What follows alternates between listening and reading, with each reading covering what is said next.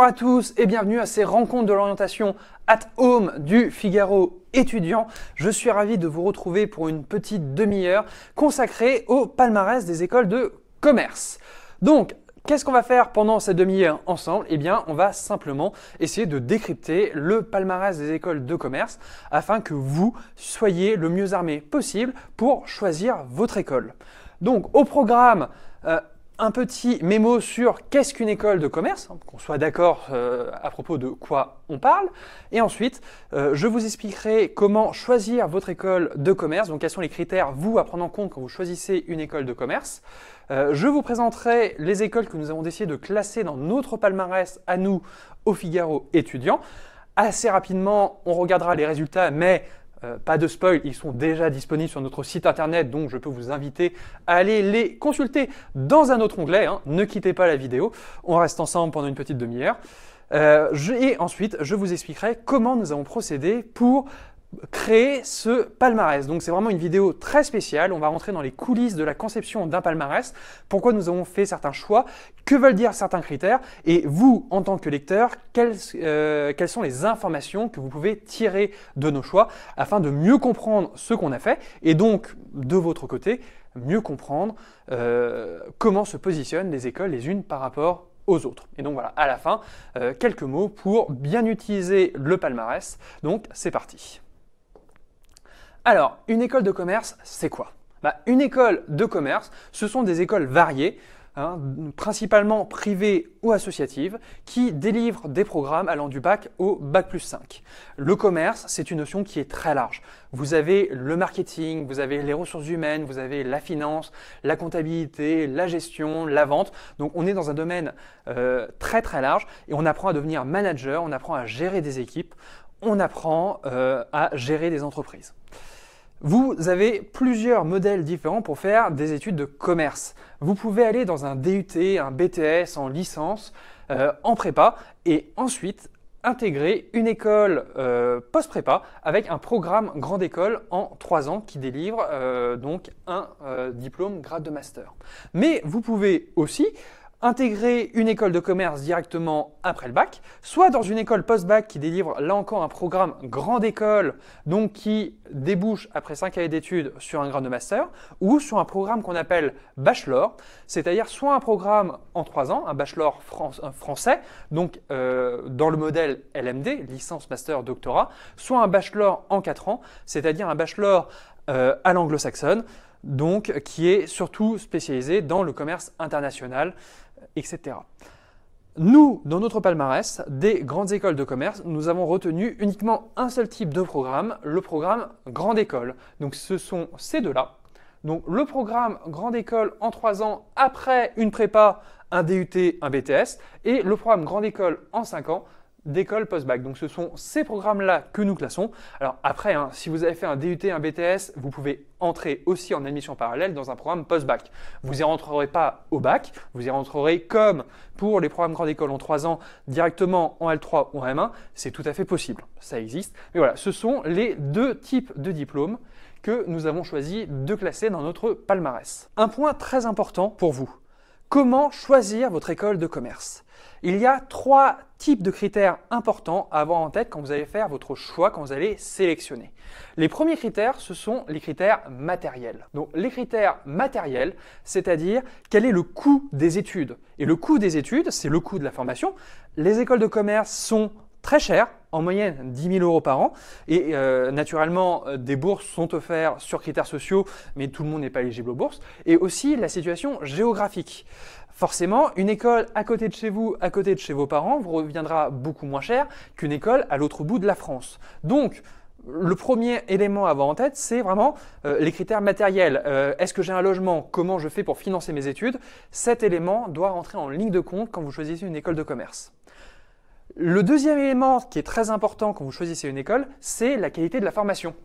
Donc, vous allez regarder la qualité de la formation et vous allez comparer les différentes écoles à la recherche de celle avec la meilleure formation possible. Et pour ça, vous avez un certain nombre d'indicateurs qui vous aident à y voir plus clair. Les labels nationaux, donc notamment le grade de master délivré par l'État, les accréditations internationales, nous y reviendrons tout à l'heure, la réputation, c'est-à-dire simplement ce que les gens disent des écoles, hein, quelle est leur réputation. Si vous avez des gens qui travaillent dans des entreprises, qui connaissent les écoles, qui recrutent des jeunes, ils peuvent vous aiguiller sur la réputation des écoles. Et enfin, les classements.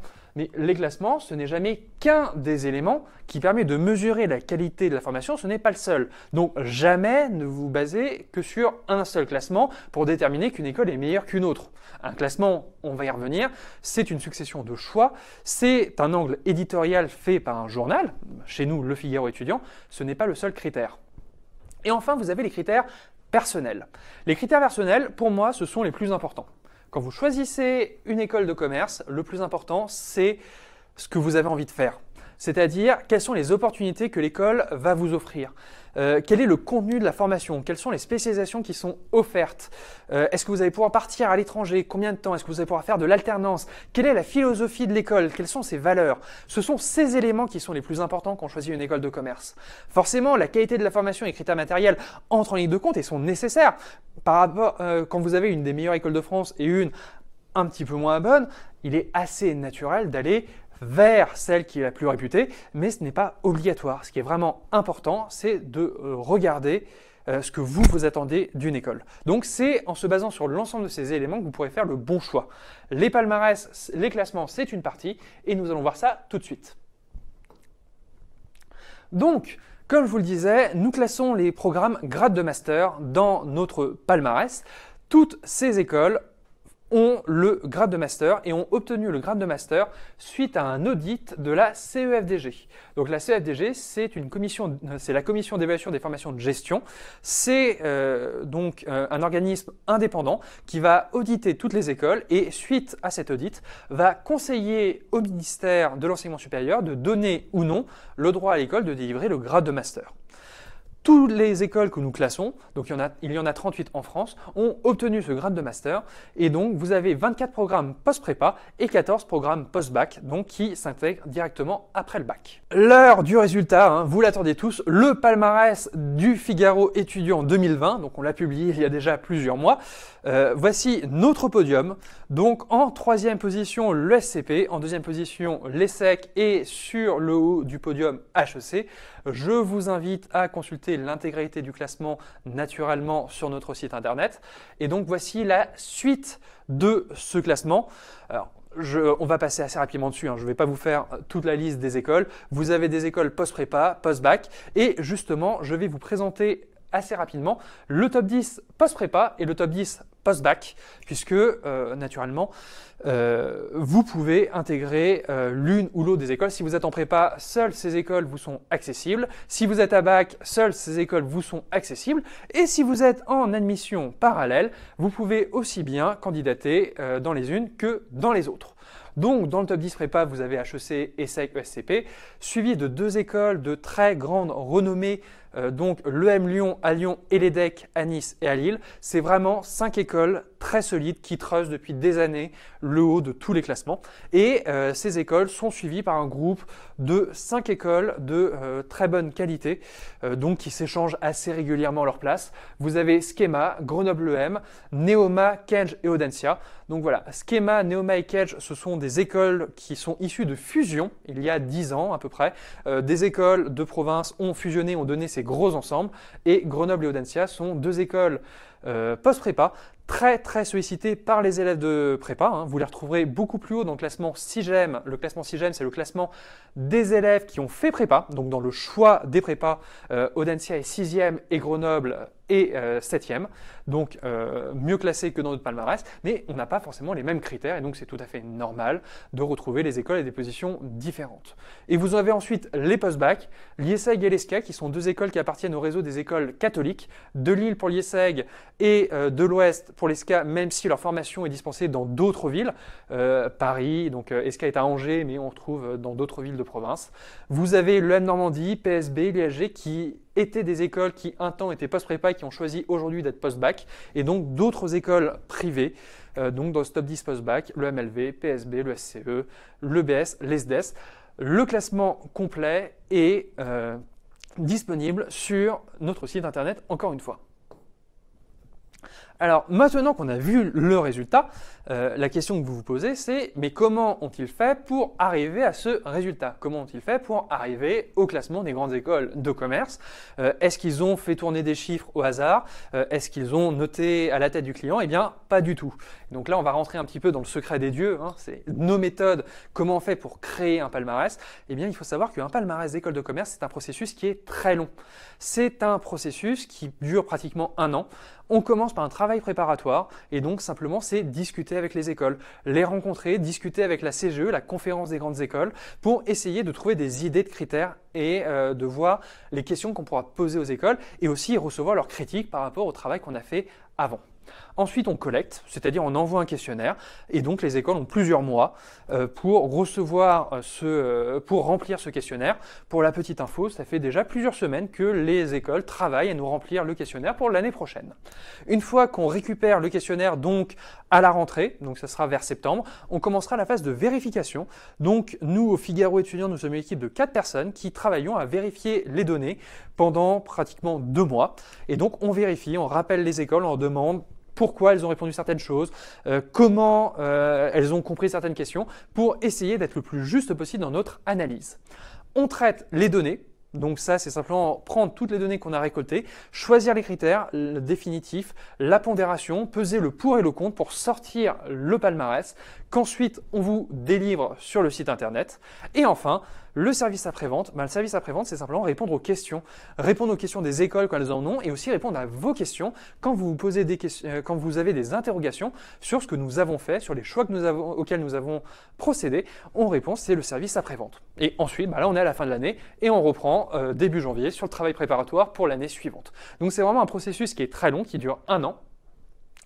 Et donc, l'élément principal de ce process, ça va être de définir des critères. Et pour nous, c'est le plus compliqué. Quand vous voyez des critères sur notre palmarès, très souvent, la réaction que vous allez avoir, c'est « ce critère n'a pas de sens, ce critère ne veut rien dire, ce critère ne m'intéresse pas » et vous ne comprenez pas forcément pourquoi on a choisi ces critères. Ces questions, on se les pose aussi. Et donc, quand on choisit un critère, on ne choisit pas forcément le meilleur critère dans l'absolu, on choisit un critère qui répond à un certain nombre d'impératifs. Quand on fait un palmarès, c'est un exercice qui est normé avec des chiffres. Donc, il faut que le critère il soit vérifiable, donc on puisse vérifier l'information, quantifiable, donc on puisse établir une hiérarchie, objectif, partagé par les écoles qu'on classe. Donc, il faut que les écoles considèrent toutes que c'est un élément de qualité. S'il n'y a qu'une seule école qui considère que c'est un élément de qualité, ça ne fait plus un critère. Avec le minimum de biais, avec le plus de sens possible, et donc je vais vous expliquer tout de suite le sens dans nos critères, discriminant, c'est-à-dire qu'il fasse une différence entre le premier et le dernier, sinon ça n'a pas d'intérêt, et que je sois capable de préciser, de définir, donc que je sache ce que je fais. Donc c'est assez long, et on peut choisir plusieurs types de critères. Et là, il existe plein de critères différents. Et nous, au Figaro étudiant, nous avons choisi de nous focaliser sur 3 types de critères en particulier. Les critères académiques, les critères internationaux et les critères entreprises. C'est un choix éditorial, c'est-à-dire le Figaro étudiant a décidé de faire son palmarès sur la base de ces critères en considérant que pour nous, c'est ça qui détermine la qualité d'une école de notre point de vue en tant que journaliste. Mais ce ne sont pas les seuls critères qui existent. Et forcément, vous allez retrouver d'autres critères sur nos fiches, dans d'autres palmarès, des critères d'ouverture sociale, des critères de développement durable et de responsabilité sociétale des entreprises, qu'on regarde avec énormément d'attention pour peut-être un jour les intégrer à notre classement d'ailleurs. Ou des critères de puissance, c'est-à-dire est-ce que l'école a beaucoup de budget. Ce sont des critères retenus que vous pouvez trouver intéressants, que nous, on n'a pas forcément retenus. Et donc, c'est pour ça que tous les palmarès sont différents. On n'utilise pas forcément les mêmes critères, il n'y a pas une liste définie et définitive de critères, et ce qui peut, pour un média, être intéressant à regarder pour faire une hiérarchie d'école ne sera pas forcément ce qui vous intéressera, et vous n'aurez pas forcément la même hiérarchie. Donc, à partir de maintenant, on va essayer de décrypter les principaux critères utilisés dans nos palmarès. Donc, il y en a un certain nombre, et j'ai essayé de les réunir par famille. Donc, les premiers critères que nous regardons, ce sont les critères académiques. Et dans les critères académiques, nous regardons les labels et accréditations. Vous avez, dans les labels et accréditations, Le grade de master, donc la durée du grade de master délivré par l'État, le label ESPIG. Donc ça, c'est un label qui est uniquement pour les écoles privées associatives, c'est-à-dire ce sont des écoles qui n'ont pas de but lucratif et qui répondent à une obligation d'intérêt public. Donc ça, l'État délivre ce label-là. Vous avez ensuite des labels internationaux. Ceux que nous utilisons, c'est l'accréditation ASCSB qui est américaine. Les accréditations EQUIS et EPAS qui relèvent de l'EFMD, un organisme européen. Donc EQUIS, c'est pour un établissement dans sa globalité et EPAS, c'est uniquement pour un programme. Donc quand vous voyez un établissement EQUIS, tous les diplômes, dont le grade de master, dont le programme grande école, sont EQUIS. Mais quand vous voyez EPAS, c'est uniquement un programme en tant que tel. Et enfin, l'association des MBA qui, comme son nom ne l'indique pas du tout, n'accrédite pas que des MBA, mais aussi des masters. Et donc voilà, il y a des programmes qui sont accrédités dans notre palmarès et nous la retenons. Et enfin, nous avons choisi de retenir quelques accréditations de développement durable émergentes. Je vous en ai mis deux, le BSIS qui est lié à l'EFMD et le PRME. Il y en a d'autres comme l'UCI qu'on utilise. Voilà, et donc qui sont intéressantes et qui apportent aussi une petite vision sur est-ce que l'école s'est engagée dans une démarche de développement durable. Deuxième critère, dans les critères académiques, deuxième grand volet, c'est la recherche. Alors oui, quand vous êtes étudiant, la recherche, c'est pas forcément le critère qui va le plus vous passionner. Et vous allez vous demander, mais à quoi ça sert qu'une école fasse de la recherche alors que moi, étudiant, je n'y suis pas confronté? Eh bien, déjà, c'est pas totalement vrai le fait que vous n'y soyez pas confronté. Quand vous êtes en master, vous commencez déjà à faire de la recherche, vous commencez à faire un mémoire de recherche et vous êtes encadré par des chercheurs. Donc, autant se faire que ces chercheurs soient bons. Et ensuite, les écoles de commerce à l'international sont jugées sur leur recherche, sur leur niveau de recherche. Ce qui fait la reconnaissance internationale d'une école, sa reconnaissance par les pairs est très fortement liée à son niveau de recherche. Et donc c'est pour ça que nous, en tant qu'organisme, on a décidé de regarder ça, puisque les écoles les plus performantes d'un point de vue académique sont aussi celles qui ont les meilleures publications de recherche. Donc les publications de recherche, ce sont des journaux, donc publiés par des grandes revues. Donc voilà, par exemple Elsevier. Ces revues publient et comment nous on détermine les revues que nous retenons, c'est pas nous qui le déterminons en claquant des doigts. Nous nous adressons au CNRS et à la FNEJ. Le CNRS, donc, qui est un organisme de recherche en France, et la FNEJ, qui est une association d'enseignement dans la gestion. Et donc, ces deux organismes nous donnent une liste de revues de qualité. Et donc, nous retenons les publications des professeurs dans ces listes. Enfin, dans les critères académiques, nous regardons la qualité du corps professoral. La qualité du corps professoral, c'est quoi? C'est l'encadrement, donc à savoir est-ce qu'il y a beaucoup de professeurs par rapport au nombre d'élèves, ce qui est assez important dans une école, et c'est aussi l'excellence. Alors l'excellence, forcément, c'est difficile de déterminer avec précision si un professeur est excellent. On ne peut pas suivre tous les cours, et donc la seule chose que nous pouvons regarder, c'est leur diplôme. Et donc nous allons retenir les doctorats, et principalement les doctorats obtenus dans des établissements accrédités, donc les accréditations dont nous venons de parler.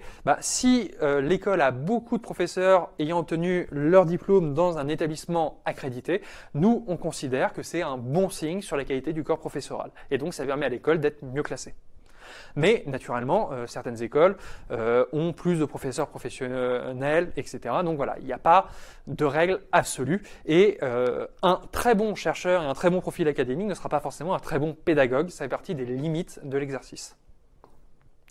Juste pour finir sur la partie académique, on regarde aussi le recrutement, le niveau de recrutement qui est lié très fortement au résultat au bac. Il y a une corrélation très forte pour les écoles post-bac directe entre le niveau au bac et le niveau de recrutement, et même pour les écoles post-prépa, sachant que le recrutement en prépa se fait sur le dossier de terminale et donc sur le niveau académique. On retrouve très majoritairement dans les écoles les plus sélectives les profils les plus performants au bac. Donc c'est un critère qui nous permet de comparer l'ensemble de nos écoles, post-bac et post-prépa, et donc qui donne une idée sur l'exigence du recrutement. Voilà, c'est celui qu'on a retenu naturellement, ce n'est pas le seul qui permet de se figurer l'exigence de recrutement, mais c'est celui qui permet la comparaison la plus simple. Et pourquoi c'est intéressant? Puisque ça permet simplement de regarder quelles sont les écoles les plus sélectives et donc les plus difficiles à obtenir. Sur la partie internationale, la première chose que nous allons regarder, c'est la réputation internationale. Est-ce que votre école est reconnue internationale? Et donc nous regardons les confrères, c'est-à-dire les grands titres de presse internationaux, les grands classements, et nous regardons simplement ce qu'ils pensent des écoles, est-ce qu'ils les classent et à quel rang ils les classent. Donc pour les écoles de commerce, nous avons retenu 5 classements différents. Le FT, le fameux FT pour son classement Master in Management, qui est extrêmement important pour les écoles de commerce, c'est un de ceux qu'elles mettent le plus souvent en avant.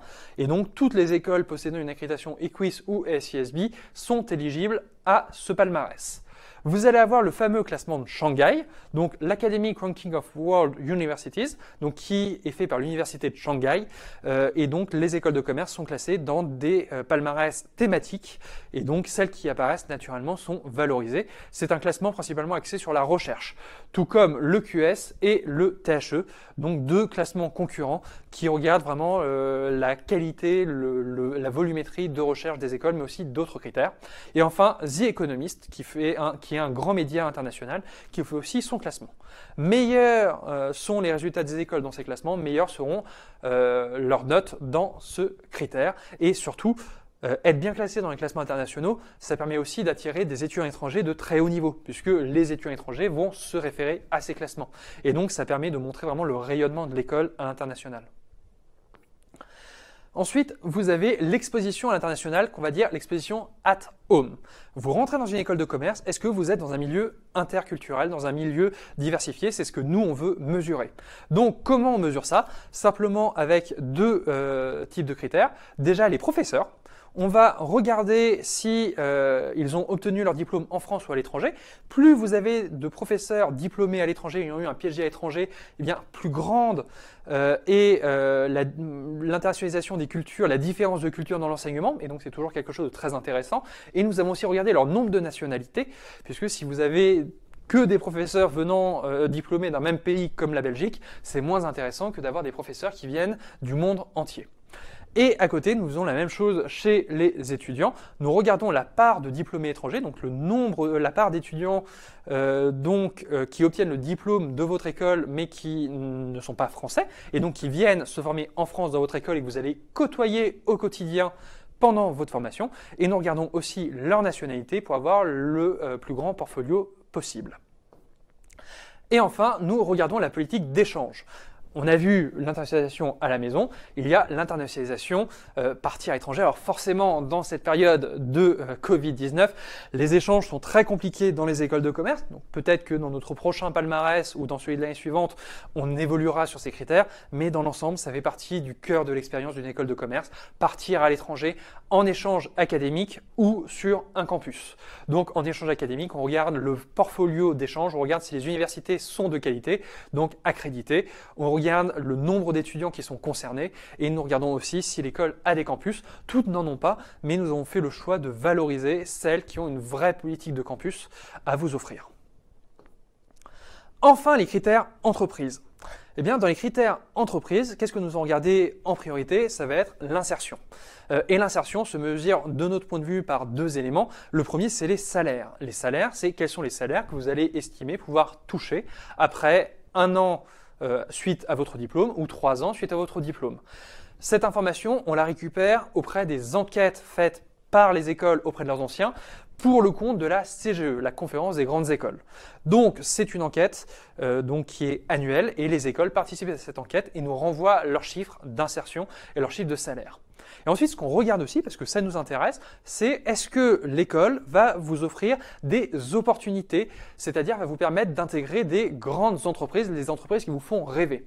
Et donc, nous allons regarder nous avons simplement listé pour chaque école le top 10 des plus grands recruteurs et nous avons évalué ces recruteurs selon leur taille, selon leur appartenance à un réseau, selon leur popularité auprès des étudiants dans des enquêtes de popularité. Et c'est ainsi que nous donnons une note. Si votre école vous permet d'intégrer les grands cabinets d'audit, les grandes banques d'affaires, les grands cabinets de conseil et les GAFA et les meilleures entreprises du CAC 40, vous aurez une valorisation par rapport à des écoles qui ne vous permettent pas forcément d'accéder aux mêmes entreprises. Même si naturellement elles permettent, toutes les écoles de commerce assurent un taux d'insertion proche des 100%. Il n'y a pas de problème à ce niveau-là. Ensuite, nous allons regarder les partenariats pédagogiques avec les entreprises. Donc les partenariats, c'est un élément qui est assez compliqué à élaborer. Nous demandons aux écoles de nous lister l'ensemble de leurs partenariats et ensuite nous allons faire une notation en regardant la réputation et taille des entreprises partenaires. Donc je vous ai mis quelques exemples d'entreprises qui reviennent très souvent et donc ce sont des entreprises qui sont partenaires avec les écoles de commerce, donc qui interviennent dans la formation, qui donnent des cours, qui font des projets. Et donc justement c'est ça qu'on va mesurer. On va regarder la qualité des partenariats. On va voir si c'est un partenariat, si c'est juste un cours, si c'est un partenariat où les étudiants vont aller dans l'entreprise, combien de temps ça dure, combien d'étudiants sont touchés. Et donc, on va faire un score sur cette base. Et donc, les écoles proposant les meilleurs partenariats pédagogiques seront valorisées dans notre palmarès. Enfin, nous avons le chiffre d'affaires de la junior entreprise. La junior entreprise, c'est quoi? C'est une association dans les écoles de commerce à laquelle tous les étudiants peuvent adhérer et donc qui réalise des missions pour des entreprises, n'importe lesquelles. Et donc, c'est un premier pied à l'étrier pour les étudiants. Et ce qui est intéressant, c'est que ce sont des associations qui fonctionnent exactement comme une petite entreprise. Et donc, avec des clients, des fournisseurs, un compte de résultats et un chiffre d'affaires. Et donc, nous demandons aux écoles de nous transmettre ce chiffre d'affaires et les écoles possédant les juniors entreprises les plus performantes, c'est-à-dire avec le meilleur chiffre d'affaires et donc le plus de relations avec les entreprises, sont valorisées parce que ça montre simplement une proximité entre l'école et le monde professionnel. Dernier élément pris en compte sur les relations avec les entreprises, c'est le réseau des anciens. Alors, il est très difficile de qualifier la qualité d'un réseau d'anciens. Donc, nous, ce qu'on a essayé de retenir, en fait, c'est simplement sa présence. Et on est allé sur les réseaux professionnels que sont LinkedIn et Viadeo. Et on a regardé simplement si les écoles étaient présentes et donc le nombre d'anciens revendiqués sur ces réseaux. Plus le réseau est important, plus vous pourrez bénéficier donc de ce réseau et avoir des opportunités. Donc, il nous semblait important de valoriser le réseau des anciens et c'est de cette manière que nous avons choisi de le faire. Donc voilà, ça c'était l'ensemble des critères utilisés dans le cadre de nos palmarès. Alors, juste pour conclure cet atelier, quelques conseils pour bien utiliser nos palmarès. Vraiment, très important, ne vous basez pas uniquement sur les rangs ou sur le classement pour faire votre choix. Comme je vous l'ai dit en début d'atelier, la réputation d'une école n'est qu'un critère pour choisir votre école et le classement n'est qu'un seul élément pour vous donner une idée de la réputation d'une école. Ce sont nos choix éditoriaux, ce n'est pas une vérité absolue. C'est censé vous donner des informations et des indications, mais ce n'est pas censé être l'élément qui vous déterminera à coup sûr sur le choix d'une école. Ensuite, n'oubliez jamais qu'un palmarès, c'est le choix d'un média. Ce sont nos critères, mais comme vous avez pu le voir, nos critères, on a fait des choix. On aurait pu prendre d'autres critères, des critères qui vous auraient plus convenu. Donc voilà, ce n'est pas une vérité absolue. Prenez nos classements avec du recul. Ensuite, regardez les écoles qui vous intéressent et regardez les critères qui vous intéressent et comparez les écoles. Parce que si vous, ce qui vous intéresse, c'est le départ à l'international et que la recherche, vous n'en avez rien à faire et que vous avez deux écoles qui sont proches dans le classement, ce n'est pas parce qu'une école est mieux classée grâce à sa recherche qu'elle sera meilleure en international. Donc, regardez dans le détail, regardez les fiches, regardez les données. Le classement est téléchargeable sur notre site internet avec l'ensemble des données. Donc, regardez et comparez. Et enfin, lisez le rédactionnel. Notre palmarès se base principalement sur des chiffres, sur des datas. C'est un exercice mathématique. Cela ne nous permet pas de refléter la qualité réelle d'un établissement. Cela ne nous permet pas de vous dire ce qu'il se passe dans l'établissement. Cette qualité académique, ce petit surplus pédagogique, on va vous le décrypter, mais on va vous le décrypter dans le rédactionnel, dans les témoignages d'étudiants. Et donc, un palmarès n'arrive jamais seul. Ne regardez pas que le tableau, regardez aussi le dossier qui l'accompagne. Donc voilà, c'est la fin de cet atelier sur le palmarès des écoles de commerce. J'espère vraiment que vous y voyez un petit peu plus clair sur ce qu'on a fait, sur comment utiliser ce palmarès. J'espère que cela vous aidera dans votre choix. Et donc, je vous souhaite à présent de bonnes rencontres de l'orientation at home et une bonne journée. À très bientôt!